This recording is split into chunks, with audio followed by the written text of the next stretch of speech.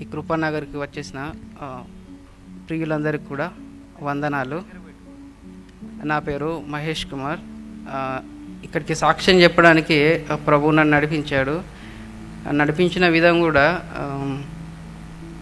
అది నేను వాస్తవానికి ఇవాళ వస్తాను అనుకోలే, రేపు వద్దామని ప్లాన్ చేశాను. కానీ గత రాత్రి నేను సాక్ష్యం చెప్పాలి అని చెప్పేసి నైట్ 1 గంట దాకా ఇవే ఆలోచనలు, వెళ్ళాలి అని. నేను ఎప్పుడైతే వెళ్ళాలి అని ఫిక్స్ అయినో దుష్టుడు నన్ను కలవర పెట్టడానికి చూశాడు 2 సార్లు. అందుకే ఇక ఆలస్యం చేయకూడదు, ఇది వాడు మళ్ళీ కలవరపరిచి ఇంకేదైనా చేస్తాడేమో.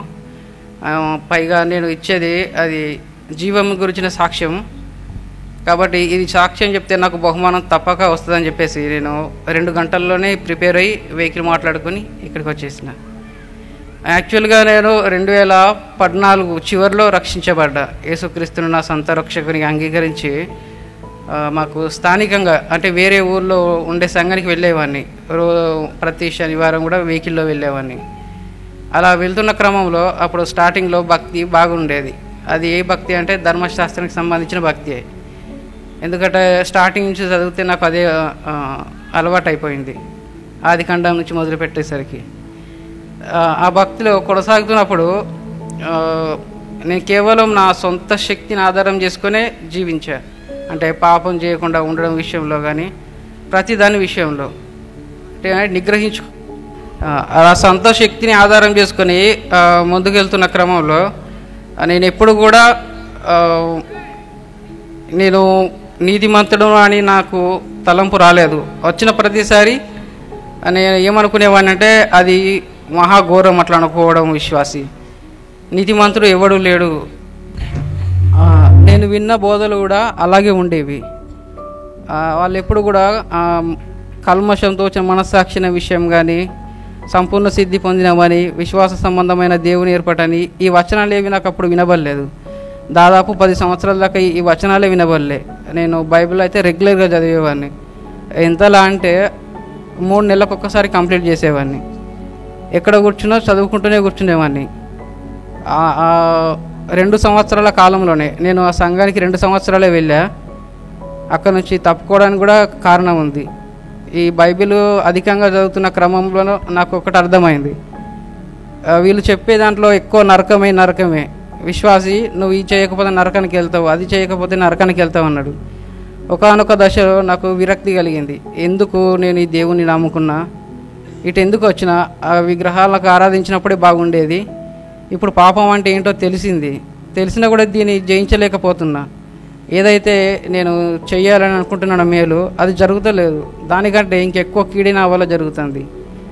కాబట్టి ఇది నేను భరించలేకపోతున్నా. ఇక దీన్ని వదిలేద్దామని చెప్పేసి ఒక ఆలోచన వచ్చింది. అలా అనుకొని నెమ్మదిగా సంఘాన్ని మానేసా. నిజానికి నరకానికి వెళ్ళడానికి కాదు నేను సంఘానికి వచ్చింది, ఆ దేవునిలో ఏదైనా దొరుకుతుంది ఏమో ఆశతో వచ్చిన. కానీ అది నేను అనుకున్నది ఏం దొరకట్లేదు. కాబట్టి నేను మళ్ళీ రిటర్న్ వెళ్తా అని చెప్పేసి ఇక బైబిల్ పక్కన పడేసా. ఈ 2 సంవత్సరాల కాలంలోనే నా శక్తిని ఆధారం చేసుకొని దాదాపు 11 సార్లు చదివేశా. ఇక ఈ చదవడం వద్దు, ఇదోది ఏమొద్దు, సైట్ వస్తుంది అని బైబిల్ పక్కకు పెట్టేసి 2016లో బైబిల్ చదవడం మానేశా. అప్పటి నుండి దాదాపు 2024 వరకు చదవలేదు. ఇక ఎప్పుడైనా ఎవరైనా మోటివేషన్ చేస్తే జస్ట్ అట్లా టచ్ చేసి చూసేవాడిని, అంతే, మళ్ళీ పక్కకు పడేసేవాడిని. అలా జరిగింది. ఈ 2016 చివరిలో ఆగస్టు నెలలో నాకు ఆన్లైన్లో ఒక బ్యాచ్ దొరికింది. అంటే క్రైస్తవులే, అక్కడ ఉండే వాళ్ళంతా కూడా క్రైస్తవులే ఉంటారు. తెలుగు రాష్ట్రాల్లో నుంచి, ఈ భారతదేశంలో ఉన్న ప్రతి రాష్ట్రంలో నుంచి ఉంటారు, విదేశీయులు కూడా ఉంటారు. అక్కడ తెలుగు వాళ్ళతో సావాసం చేశాను. వాళ్ళతో సావాసం చేసినప్పుడు నాకు ఒక ధైర్యం కలిగింది. అదేం ధైర్యం అంటే వాళ్ళతో నేను పోల్చుకుంటే ఓహో నేను చేసే తప్పు కాదు, అంటే ఈ పాపం కూడా తప్పు కాదు విశ్వాస జీవితంలో, కామనే ఇది కూడా. ఎందుకంటే నాకంటే పెద్దవాళ్ళు సేవకులు అని చెప్పుకుంటున్న వారు అక్కడ చాలామంది ఉన్నారు. వాళ్ళందరినీ చూసాక ఈ ధైర్యం కలిగింది. అంటే నేను చేసేది తప్పేం కాదు వీళ్ళతో పోల్చుకుంటే, కనుక ముందుకు సాగచ్చు అని చెప్పేసి ఆ విధంగా ముందుకు సాగేవాడిని. వాళ్ళు కూడా నాకు అప్పుడప్పుడు వాక్యం చెప్పడానికి అవకాశం ఇచ్చేవారు. నాకు వచ్చిన అవకాశాన్ని బట్టి నేను చెప్పినప్పుడు వాళ్ళు పొగిడేవారు, వాటిని బట్టి నేను ఉబ్బిపోయేవాడిని. అది ఇంకింత పాపం చేయడానికి నాకు కారణమైంది. అంటే ఇదే సరైన మార్గం అన్నమాట అనుకున్నాను. పొద్దున అంతా వర్షిప్ చేసేవాళ్ళం, అది కూడా చాలా క్రమంగా, దాన్ని ఒక సిస్టమేటిక్గా చేసేవాళ్ళం. ఆ వర్షిప్ అయిపోవడంతోనే ఇక అంతే, మళ్ళీ ఏదో విధమైన ముచ్చట్లు, సినిమా పాటలు, ఇవన్నీ ఇక చెప్పుకోలేని చెడ్డ కార్యాలన్నీ చేసేవాళ్ళం అందరం కూర్చుని. ఇలా 2016 నుంచి 2022 దాకా సాగిపోయింది అట్లనే. దాని మీద విరక్తి వేసినప్పటికీ మళ్ళీ అటే వెళ్ళేవాడిని. అంటే దాని నుంచి తప్పించుకునే సోర్స్ అనేది నాకు ఎక్కడ దొరకలేదు. కాబట్టి ఇదే విశ్వాస జీవితం అనుకునే భ్రమలోనే ఉండిపోయినా. నేను ఎవరి బోధ విన్నా కూడా అట్లాగే ఉండేది. వాళ్ళ జీవితం చూసుకున్నా కూడా వాళ్ళ జీవితం కూడా ఇంకా నాకంటే దారుణంగా ఉండేది. అదే నాకు పాపం చేయడానికి మరింత ఆధారం ఇచ్చింది. అయితే ఈ 2022 చివరిలో మౌనిక సిస్టర్ నాకు ఈ పరిచయం చేసింది. అన్న ఇట్లుంది, మనం ఇన్ని రోజులు విన్నది అది కరెక్ట్ కాదు, దానివల్ల మనం జయించలేకపోతున్నామంది. సరే సిస్టర్ ఏదో చెప్తుంది కదా, ఆమె మాట ఎందుకు నేను తక్కువ చేయాలి అని చెప్పేసి వచ్చేసా. ఈ మార్నింగ్ జూమ్ మీటింగ్లో అప్పుడు 4:30కి 4 o'clock ఉండేది. నేను కెమెరా ఆన్ చేసుకునేవాడిని కాదు, ఎందుకంటే బెడ్ మీద పడుకొని ఉంటాను. పర్మిషన్ తీసుకొని మామూలుగా వినేవాడిని. అప్పుడు నేను అందులో తరచుగా విన్న పదం ఏంటంటే, యేసుక్రీస్తునందు మనం నీతిమంతులం, పరిశుద్ధులం అనేసరికి నేను తీవ్రంగా అభ్యంతరపడ్డా. ఇతడేంటి దైవ దూషణ చేస్తాడు, అది ఇతడు చేయడమే కాకుండా మాతో కూడా జయించేలా ఉన్నాడు ఏంటి అనుకున్నా. ఎందుకంటే నేను వచ్చిన బ్యాక్గ్రౌండ్ అలాంటిది. పరిశుద్ధులము అంటే ప్రభు ఒక్కడే, నీతిమంతుడు అంటే ప్రభు ఒక్కడే అనే భ్రమలో నా విశ్వాస జీవితం అంతా కొనసాగిపోయింది. అప్పుడు నేను అభ్యంతరపడి ఎవరిని ఏమనకుండా నెమ్మదిగా దాంట్లోంచి బయటకు వచ్చి మళ్ళీ లోకం వైపు వెళ్ళాక అక్కడ ఒక నిరీక్షణ అనేది లేదు, ఒక ఆధారం లేదు లైఫ్కి. జీవితం సాగిపోతుంది ఇట్లా, మరి ఏంటి చివరికి తర్వాత ఏంటి అనే ప్రశ్న నాకు వచ్చింది. ఒక ఆధారం లేని జీవితం ఇంకా ఎన్ని రోజులు జీవించాలి? ఒకవైపు మరణ భీతి, కరెంటు వైర్లు చూస్తే మరణం గుర్తుకొచ్చేది. పుసుక్కనవి తెగి మీద పడితే నేను స్పాట్లో పోతా. కనీసం చివర ప్రార్థన చేయడానికి కూడా చివర ప్రార్థన చేస్తే అంటే ఒకవేళ ప్రార్థన చేయడానికి కూడా ఉండదు, స్పాట్ డెత్ అవుతుంది అని కరెంట్ కేబుల్స్ కనిపిస్తే దూరం నుంచి వెళ్ళిపోయేవాడిని.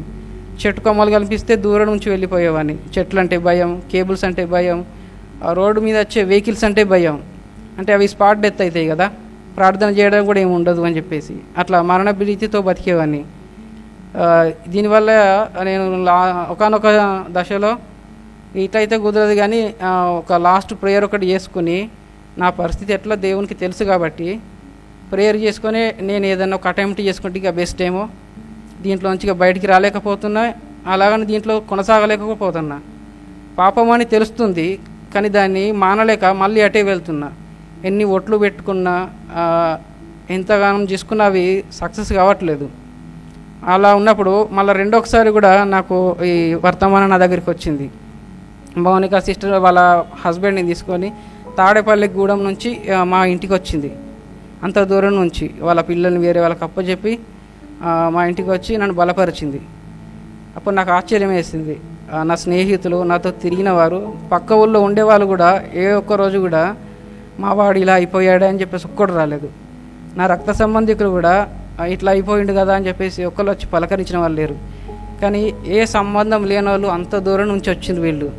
అది కూడా ప్రభు ప్రేమను బట్టే. ఆ మాటలు నాతో పంచుకోవడానికి ఎక్కడి దాకా వచ్చిండ్రు. వీళ్ళ మాటను నేను తక్కువ చేయొద్దు అని చెప్పేసి వాళ్ళు వచ్చారని చెప్పేసి మళ్ళీ దీంట్లోకి వచ్చాను. మళ్ళీ బ్రదర్ వాక్యాలు వినడం, ఇవి చేయడం అట్లా కొన్ని రోజులు సాగింది. కానీ మళ్ళీ అభ్యంతరం వచ్చింది, తీవ్రమైన అభ్యంతరం వచ్చింది. అభ్యంతరం వచ్చేసరికి మళ్ళీ దాంట్లో నుంచి బయటకు వచ్చేసింది. ఇక ఇది 2023 10వ నెలలో రెండవసారి నా దగ్గరికి వచ్చినప్పుడు నేను అభ్యంతరపడ్డాను. మళ్ళీ రెండోసారి కూడా ఆ అభ్యంతరం వల్ల మళ్ళీ ఆ పరిచర్యలోంచి నేను దూరమై మళ్ళీ లోకంలోకి వెళ్ళిపోయి మళ్ళీ అదే చీకటి బ్రతుకు. నాకు 2 GB డేటా ఉంటుంది. ఆ 2 GB డేటా నాకు 12 o'clock అయిపోతుంది. ఎప్పుడు పగలే, అది నైట్ అయిపోదు, పగలే అయిపోతుంది. అంటే అంతలా నేను ఆ సైట్స్ చూసేవాడిని. ఇక ఈ ఒంటరి జీవితం, ఏమి చేయలేని నిస్సహాయత, ఈ పాపంలోంచి బయటికి రాలేక నేను మెల్లగా దానికి అడిక్ట్ అయిపోయి ఇక ఎక్స్ట్రా రీఛార్జ్ చేసుకోవడం మొదలుపెట్టిన. నేను తప్పని అనుకున్నప్పటికీ మళ్ళీ అటే వెళ్ళేది. నా మెయిన్ రీఛార్జ్కు ఎంత ఖర్చు అవుతుందో లాస్ట్కు నెలాఖరుని చూసుకుంటే ఆ ఎక్స్ట్రా రీఛార్జ్ కూడా అంతే ఖర్చు అయ్యేది. ఇక నా ధనం అంతా వాటికే వెళ్ళిపోయేది. నేను చాలా తప్పు చేస్తున్నాను అనుకుంటుండే మళ్ళీ తప్పు చేసేవాడిని. అట్లా చాలా నలిగిపోయినా ఇక ఈ లోకంని వదిలిపెడితేనే సెట్ అవుతుంది, లేకపోతే వీలు కాదు. నాకు కాళ్ళు చేతులు ఉంటే సమాజంలో తిరిగేవాడిని అందరితో, ఇవన్నీ మర్చిపోయేవాడిని బాధలు. కాబట్టి ఒంటరిగా ఉన్నా కాబట్టే నాకు ఇవన్నీ బాధలు అని చెప్పేసి ఇక ప్రేయర్ చేసుకొని ఏదైనా అటెంప్ట్ చేసుకుందామనే ఆలోచనలో ఉండి నన్ను నేను బలపరుచుకుంటున్నా. ఇలా చేస్తే బాగుంటుంది, ఇలా అయితే స్పాట్లో వెళ్ళిపోవచ్చు, ఇదైతే నొప్పి తెలియదు అని నాకు నేను పథకాలు వేసుకుంటున్నా. ఎక్కడ ఆన్లైన్లో కూర్చుని అక్కడ మాకు ఒక ప్రపంచం ఉంటుంది. అక్కడ కూర్చుని మేము వేస్తుంటే సడన్గా మౌనిక సిస్టర్ మళ్ళీ వచ్చింది మూడోసారి. అంటే ఆమె మా ఇంటికి వచ్చి సంవత్సరం అయిపోయిన తర్వాత వచ్చింది. అంటే ఫస్ట్ ఒక 8 నెలలు ఈ పరిచర్యకు దూరమైన అభ్యంతరపడి, రెండవసారి మళ్ళీ అభ్యంతరపడి దాదాపు సంవత్సరం దూరమైన. ఈసారి ఇక చనిపోదామని ఫిక్స్ అయిపోయింది. ఇక అయిపోయి అక్కడ కూర్చుండి ఒక్కనే ఆలోచిస్తున్నా. సడన్గా సిస్టర్ వచ్చి మాట్లాడుతుంది. అప్పుడు అంతకుముందు చెప్పిన ముచ్చట్లే మళ్ళీ మాట్లాడుతుంది. కానీ అంతకుముందు ఆమె చెప్పినప్పుడు లేని అదొక ప్రత్యక్షతను నేను ఈ మూడోసారి అనుభవించిన. ఆ సహోదరు మాట్లాడుతుంటే ఈమెకి ఎక్కడిది ఇంత జ్ఞానం, ఈమె మాతోనే తిరిగింది కదా, ఈ లేఖనాలు ఏంది కొత్తగా చెప్తుంది, ఇన్నిసార్లు బైబిల్ చదివినా నాకు ఎక్కడ కనిపించలేదే, ఈవిడ చెప్పేది కొత్తగా ఉంది అని చెప్పేసి నేను ఆలోచించడం మొదలుపెట్టిన. ఆ సహోదరు నాతో మాట్లాడినప్పుడు దేవుని ప్రత్యక్షత, దేవుని సన్నిధి అనేది నేను ప్రత్యక్షంగా అనుభవించిన. అది ప్రత్యక్షత అని చెప్తున్నాను కానీ అది అనుభవించిన వాళ్ళకే తెలుస్తుంది అది ఎంత బాగుంటుంది, ఆ ఆదరణ ఎలా ఉంటుంది అది అన్నది. కానీ కేవలం అనుభవించిన వాళ్ళకే తెలుస్తుంది. అది నేను ఆ రోజు ప్రత్యక్షంగా అనుభవించి సరే సిస్టర్ నేను ఇక రేపటి నుంచి ఖచ్చితంగా వింటా అని చెప్పేసి మళ్ళీ సేవకుని వాక్యాలు వినడం స్టార్ట్ చేసిన. విన్న రోజే ఆ రోజే రోమపత్రికల నుంచి సేవకుడు ఒక మాట చెప్పిండు.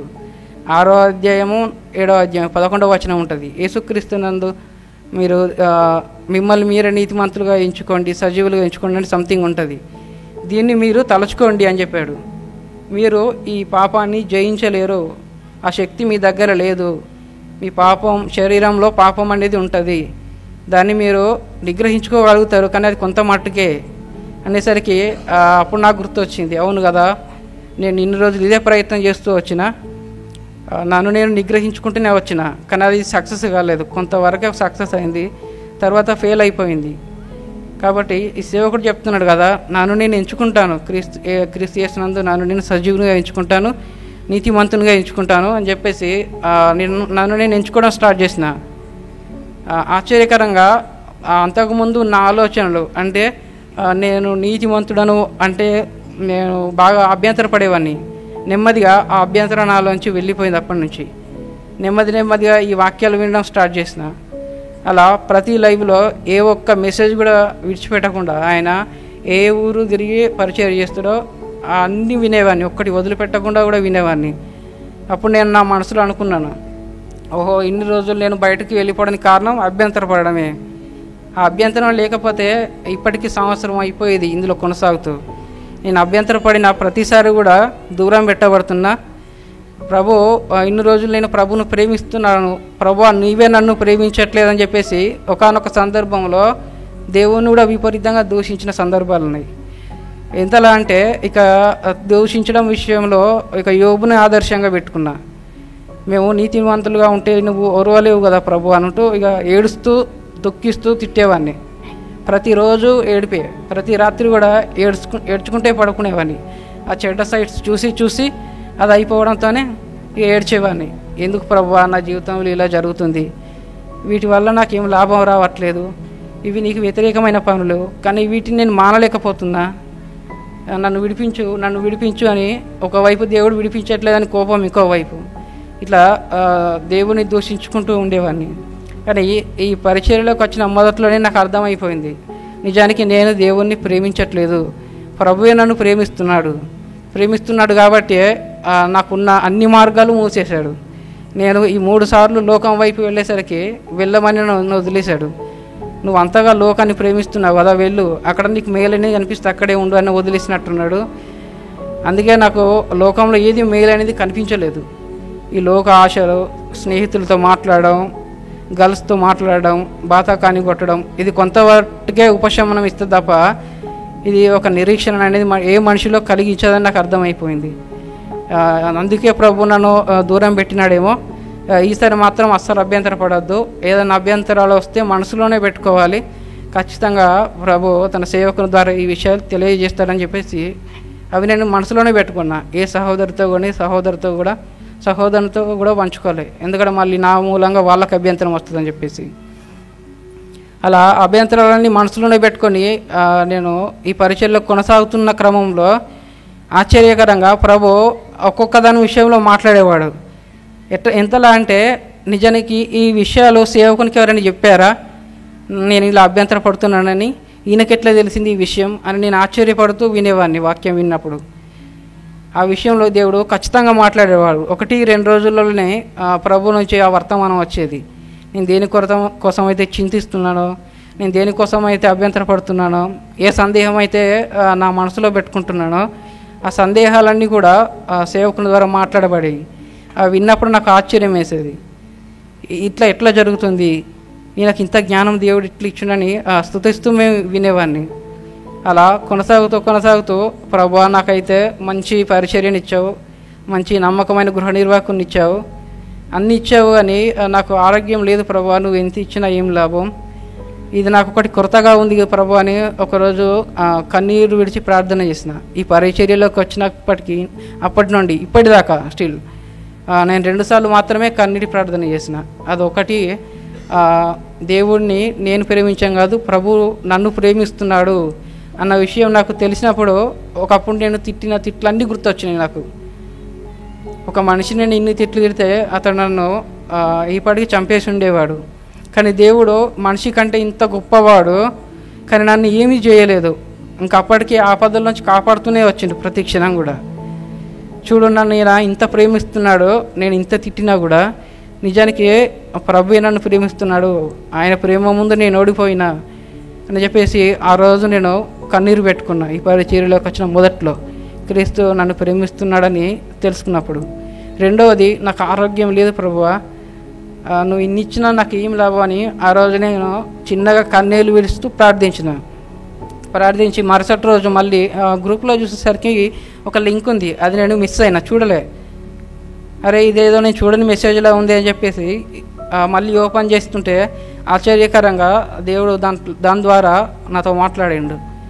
ఎలా అంటే, కడపట నశింపజేయబడు శత్రువు మరణము, నీ వ్యాధి కాదు. కడపట దేవుడు నశింపజేసే శత్రువు అది మరణమే తప్ప నీ వ్యాధి కాదు. ఇప్పుడు నీకున్న వ్యాధి అది ఇప్పుడే నశింపజేయబడుతుంది, కడపటిదాకా కాదు అని చెప్పేసరికి నాకు నిజంగా ఆ రోజు చాలా ఆశ్చర్యం వేసింది. ఇంత తొందరగా వర్తమానం రావడం ఏంది, అది ఎప్పుడో జరిగిన మెసేజ్, అది గ్రూప్లో వాళ్ళు పెట్టడం ఏంటి, నేను చూడడం ఏంది. ఇలా నేను ప్రతి క్షణం కూడా, అంటే దేవుని వాక్యం వింటున్న ప్రతి క్షణం కూడా దేవుని సన్నిధిని ప్రత్యక్షంగా అనుభవించేవాడిని.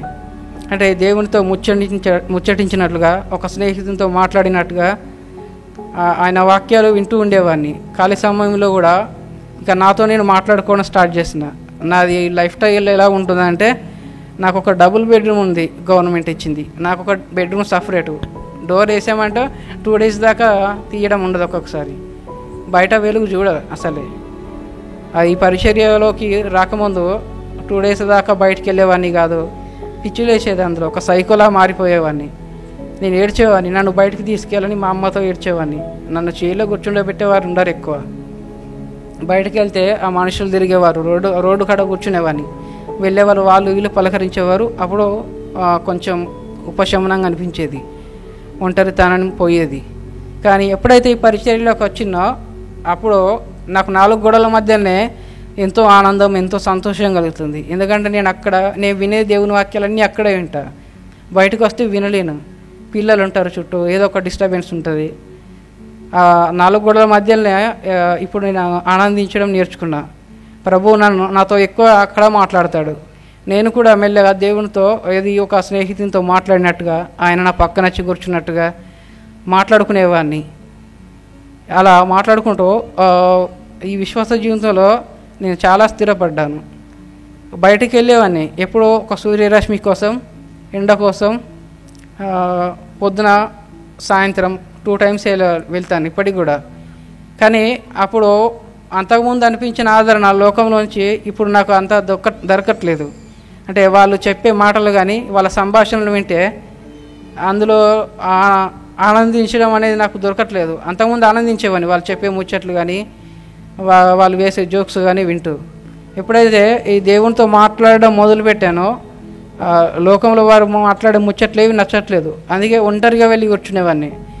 అక్కడ ఎవరైనా ఒక మనుషుల గుంపు కూర్చుంటే దూరంగా వెళ్ళి కూర్చునేవాడిని. వాళ్ళు అనేవారు, ఎందుకయ్యా అట్లా దూరంగా కూర్చుంటావు, ఇక్కడ దగ్గర వచ్చి కూర్చో, నలుగురితో మాట్లాడు అనేవాళ్ళు.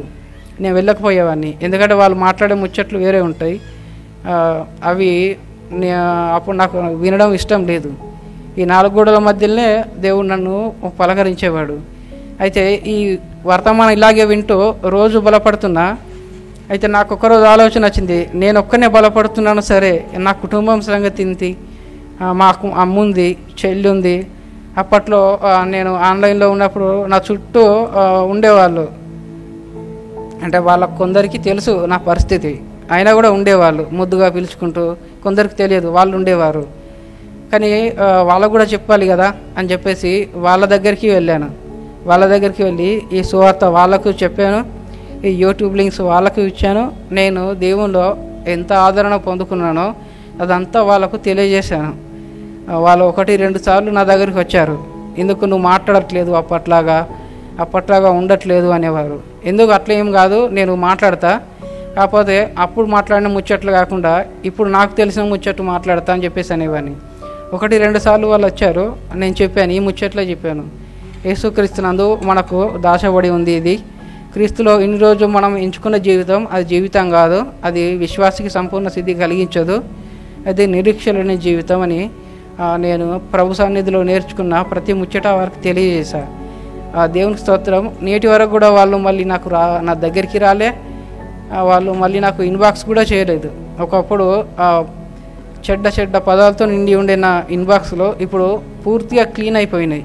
నేను అకౌంట్ ఓపెన్ చేస్తే అందులో ఒక మెసేజ్ కూడా ఉండదు. నేను ఇప్పటికీ అక్కడికి వెళ్తా, ఆరాధన చేసుకుంటా. ఈ పరిచర్యను నేను కొంతమందితో పంచుకున్నా, వాళ్ళు కూడా దీన్ని అంగీకరించి సరే నువ్వు చెప్పు వాక్యాలు మేము వింటామన్నారు.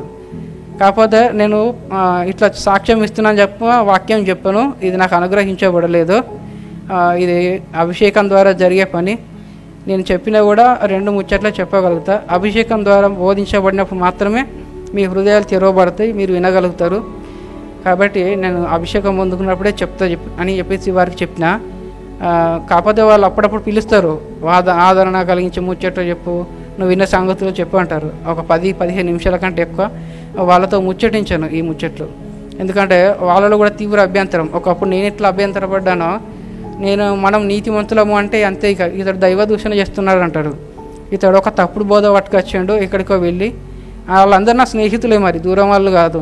ఒకప్పుడు నన్ను మెచ్చుకున్న వాళ్ళే, బ్రదర్ మీరు చాలా చక్కగా చెప్తున్నారు, మీకు దేవుని కృప తోడై ఉంది అని ఒకప్పుడు మెచ్చుకున్న వాళ్ళే. ఇప్పుడు నిజమైన దేవుని కృప పొందుకొని ఈ దేవుని చేత వినిన సంగతులు చెప్తే మాత్రం నువ్వు తప్పుడు బోధ ఎక్కడికో విన్నావు, తప్పుడు బోధ పట్టుకొచ్చావు అని చెప్పేసి నాకు వ్యతిరేకంగా వచనాలు చెప్పేవారు. చెప్పినప్పుడు దానికి అర్థం ఇది బ్రదర్, దీని అర్థం అదని నేను చెప్పేక్కడికి చెప్పి ఈ తర్వాత వదిలేసా. ఎందుకంటే వాళ్ళకు గ్రహించే మనసు లేదు. ఒకప్పుడు నా పరిస్థితి కూడా ఇదే కదా, వీళ్ళ కన్నులు తెరవబడ్డప్పుడు మాత్రమే వీళ్ళు వింటారు. వీళ్ళకు ఇంతకంటే ఎక్కువ చెప్తే మళ్ళీ నేను కూడా ఒకవేళ దూరం అయిపోతానేమో, మరొకసారి బోధించడానికి మరొకసారి చెప్పడానికి మార్గం లేకుండా పోతుందని చెప్పేసి వారికి చెప్పడం మానేసా. ఇక్కడికి వద్దామని నేను నిన్న ఫిక్స్ అయినప్పుడు ఏం జరిగిందంటే, రాత్రి దుష్టుడు 2 దర్శనాల ద్వారా నన్ను తీవ్రంగా కలవరపెట్టిండు. అంటే ఎప్పుడైతే నేను ఇలాంటి డెసిషన్స్ తీసుకుంటానో దేవుని విషయంలో, ఇతరులకు చెప్పాలి, నేను పొందినట్టే సంతోషం ఇంకో వాళ్ళు కూడా పొందాలి అని నేను ఎప్పుడైతే ఆలోచన చేసుకుంటానో వాడు ఏదో విధంగా నన్ను కలవరపరుస్తాడు. ఈసారి ఖచ్చితంగా ఇది దేవుని చేత బహుమానం పొందదగిన సాక్ష్యం, ఎందుకంటే ఇది జీవం గురించి ఇచ్చే సాక్ష్యం కాబట్టి నేను ఖచ్చితంగా చెప్పాలి. ఇది ఆల్రెడీ సేవకునితో నేను ఒకసారి పంచుకున్నా, కాకపోతే అది పబ్లిక్గా కాదు, ఆయనకు పర్సనల్గా ఇన్బాక్స్ చేసిన, వాట్సాప్లో గ్రూప్లో పెట్టలేదు.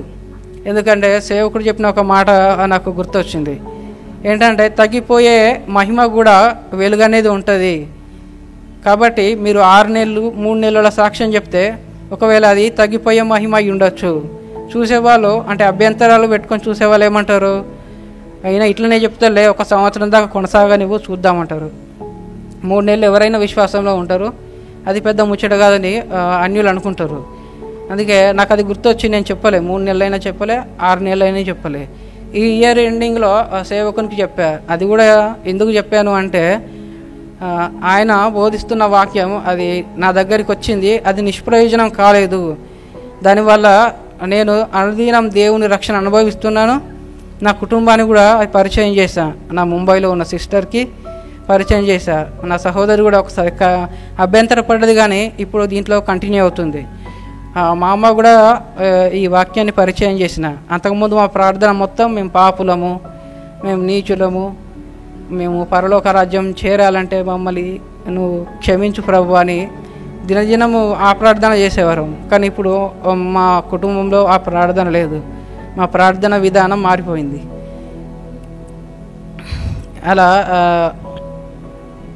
సారీ, ఎక్కువసేపు మాట్లాడితే నాకున్న ప్రాబ్లం ఏంటంటే కళ్ళు తిరుగుతాయి, హెడేక్ వస్తుంది. దీంతోనే నేను ఎక్కువ ఆ లింక్ ప్రేయర్లో కూడా పాల్గొన్నాను. ఎప్పుడన్నా అవకాశం వస్తే 1/2 అవర్ చేసేవాడిని, హెడేక్ వచ్చేది. అందుకే ఎక్కువసేపు మాట్లాడలేకపోతున్నా. అయినా సరే నేను పొందుతున్న జీవం గురించి మీకు సాక్ష్యం ఇస్తాను. దుష్టుడు నన్ను కలవరపరిచి ఇక్కడికి రాకుండా ఆడు కొన్ని ఆటంకాలు కలగజేసిండు. నేను రేపొద్దాం అనుకున్నవాడిని, ఇది ఆలస్యం చేయకూడదు, నేను బహుమానం పొందుకోవాలి ఖచ్చితంగా. ఈ పరిచర్యలో ఉన్నవాళ్ళు ఖచ్చితంగా 5 పట్టణాల మీద అధికారులు అవుతారని సేవకుడు చెప్పిండు. వాస్తవమే, కానీ నాకు 5 పట్టణాలు సరిపోవు. ఎందుకంటే అడ్మినిస్ట్రేషన్ చేయడం అంటే నాకు చాలా ఇష్టం, పాలిటిక్స్ అంటే నాకు చాలా ఇష్టం.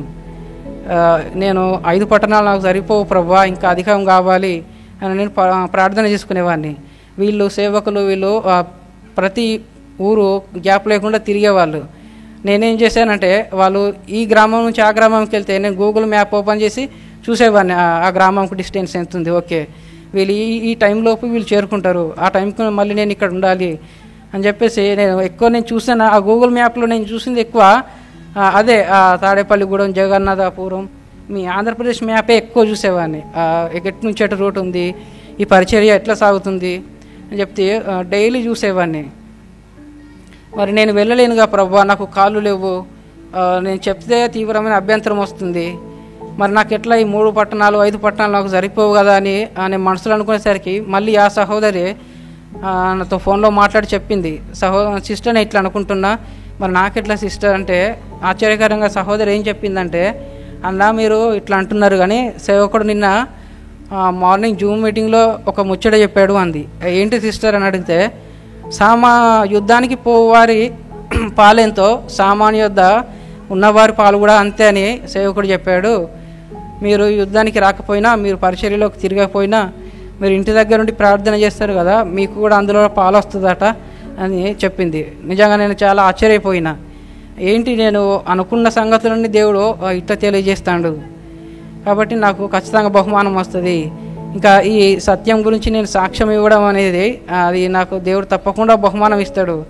ఈ విషయంలో నేను ఆలస్యం చేయకూడదు. నాలాగా ఎంతోమంది కూడా ఈ పోర్న్ సైట్ అడిక్ట్ అయిపోయి దాంట్లోంచి బయటికి రాలేక, అది తప్పని తెలిసి కూడా దాన్ని మానుకోలేక వాళ్ళ జీవితాలు పాడు చేసుకున్న వారు ఎంతోమంది ఉన్నారు. ఈ నేను సాక్ష్యం చెప్పడం వల్ల వాళ్ళలో కొంతమంది అయినా విని మారుతారు. కాబట్టి నాకు తప్పక ఫలితం దొరుకుతుంది అని చెప్పేసి నేను 2 గంటలనే, కేవలం 2 గంటల 12 గంటలకి ప్రిపేర్ అయిపోయినా రావడానికి. వెంటనే వెహికల్స్కి ఫోన్ చేయడం, వెహికల్స్ అరేంజ్ అవ్వడం, తొందరగా వచ్చేయడం. నేను ఎటన్నా అవుట్డోర్ వెళ్ళాలంటే 2 డేస్ కనీసం ప్లాన్ చేసుకుంటా. డైట్ చేయడం కానీ, వాటర్ తీసుకోవడం కానీ, అంటే ఫుడ్ వేరే ఏదైనా హీట్ ఫుడ్ తీసుకోను, బయటకు వెళ్తే ఏదన్నా ఇబ్బంది కలుగుతుందని చెప్పేసి. కానీ నేను ఈ జీవం గురించి సాక్ష్యం ఇచ్చినప్పుడు నాకు బహుమానం కలుగుతుందని తెలిసినప్పుడు నేను ఎంత మాత్రం ఆలస్యం చేయక వెంటనే మాకు తెలిసిన వాళ్ళందరికీ ఫోన్ చేయడం, వెహికల్ మాట్లాడుకోవడం, ఆగ మేఘాల మీద వచ్చేసిన. తప్పకుండా దేవుడు నాకు బహుమానం ఇస్తాడని నమ్ముతున్నా. ఈ జీవం గురించి ఇచ్చే సాక్ష్యాన్ని విన్నవాళ్ళు కూడా మీరు ఈ జీవాన్ని మీ జీవితంలో అనుభవిస్తే దేవుడు కూడా నాకు ఎట్లయితే అనుగ్రహించాడో తన కృపను తప్పక మీకు అనుగ్రహిస్తాడని నేను నమ్ముతున్నా. ఈ 2 మాటలు దేవుడు దీవించునుగాక. నాలాగా అడిక్ట్ అయిన ప్రతి ఒక్కరూ బయటకు వచ్చుదురుగాక. వాళ్ళ సాక్ష్యం నేను విందునుగాక. ఆమేన్. నేను ఒక విషయాన్ని అయితే నమ్ముతున్నాను. అది ఏంటనంటే, ఇది అన్న ఒక్క సాక్ష్యం మాత్రం కాదు, ఇక్కడ కూర్చొని ఉన్న చాలామంది యొక్క సాక్ష్యం. ఆయన చెప్పే మాటలలో సగం నావి కూడా ఉంటాయి. ఎందుకన్నానంటే, మనము కూడా పూర్వము ఆ బోధలు విన్నప్పుడు ఆ జీవితాన్ని ప్రయత్నం చేస్తూ చచ్చిన నేను బ్రతకకుండానే మళ్ళీ ఏమవుతూ ఉంటాము, చస్తూ ఉంటాము. ఆ చావు యొక్క జీవితాన్ని జయించలేక చివరిగా ఈ దేహాన్ని విడిచిపెట్టాలని తలంచుతూ ఉంటాం. మాత్రమే కాదు, అన్న ఒక మాట అంటున్నాడు. అదేంటనంటే, బహుమానం కొరకు నేను ఎదురు చూస్తున్నాను అని. ఇక్కడున్న చాలామంది యొక్క నిరీక్షణ మహిమ శరీరం కొరకు కాదు, కానీ బహుమానము కొరకే. కాబట్టి అన్నను బట్టి నేను ప్రభుని ఎంతగానో స్తుతిస్తున్నాను. మా మధ్యకు వచ్చి మీ సాక్ష్యాన్ని పంచుకున్నందుకు ప్రభు అయిన యేసుక్రీస్తు వారి నామమున వందనాలు తెలియజేస్తున్నానన్న. మాట్లాడతారు.